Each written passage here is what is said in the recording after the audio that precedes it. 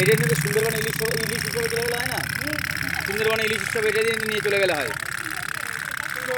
সুন্দরবন সন্দেশখালি এসব দিয়ে এটা নিয়ে চলে যাবো ভাবছি।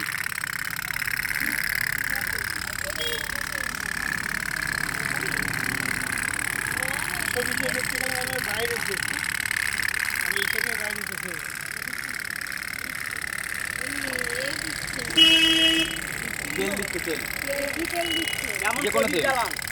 এভাবে প্রদীপ জ্বলে, প্রদীপই জ্বলছে ভিতরে। বাস এই চামচটায় 1 চামচ তেল দিলে 18-20 মিনিট চলবে, একসঙ্গে চলতে থাকবে। আবার শেষ হয়ে গেলে আবার দিয়ে দাও।